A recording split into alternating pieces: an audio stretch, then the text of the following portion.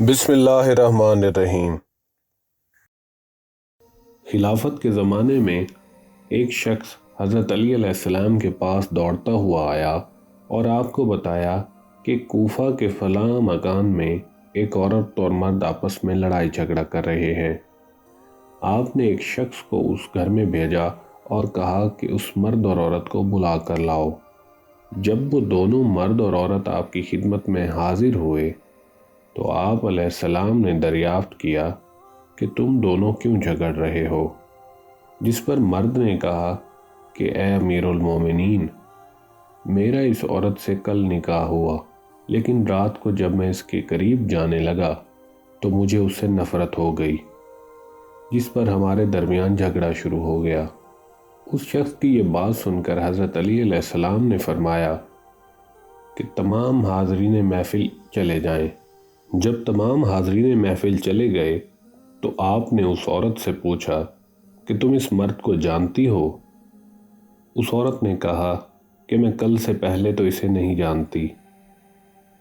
حضرت علی علیہ السلام نے فرمایا کہ تم اب اسے جان لو گی، لیکن تمہیں ایک وعدہ کرنا ہوگا کہ تم جھوٹ نہیں بولو گی۔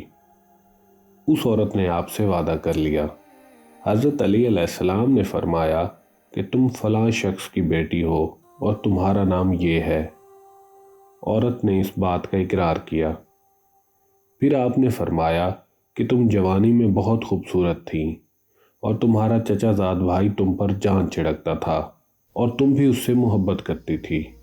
اس عورت نے اس بات کی بھی حامی بھر لی۔ آپ نے فرمایا ایک دن تم دونوں نے زنا کیا، جس کی وجہ سے تم حاملہ ہو گئی اور تمہاری ماں نے تمہاری پردہ پوشی کی اور تم نے خفیہ طور پر ایک بچے کو جنم دیا، جسے تم نے دیوار کے نیچے ڈال دیا۔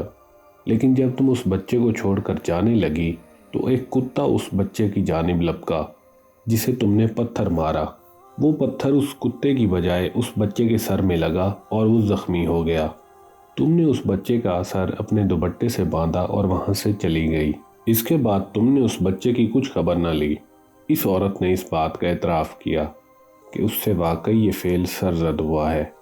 اس نے ایک بچہ واقعی جنا، جسے وہ دیوار کے نیچے ڈال کر چلی گئی۔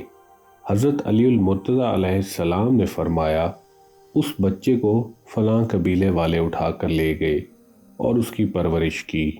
وہ بچہ جوان ہونے کے بعد دوبارہ واپس اسی شہر میں آ گیا اور اب تمہارے سامنے کھڑا ہے۔ پھر آپ نے اس شخص کو حکم دیا کہ وہ اپنا سر کھولے۔ اس شخص نے جب اپنا سر کھولا تو اس کے ماتھے پر زخم کا نشان واقعی موجود تھا۔ آپ نے فرمایا یہ تمہارا خامد نہیں، بیٹا ہے، اور اللہ نے تم دونوں کو حرام کاری سے بچا لیا۔ حضرت علی علیہ السلام کی اس بات کو سن کر وہ ماں بیٹا بہت روئے اور خدا کے حضور توبہ بھی کی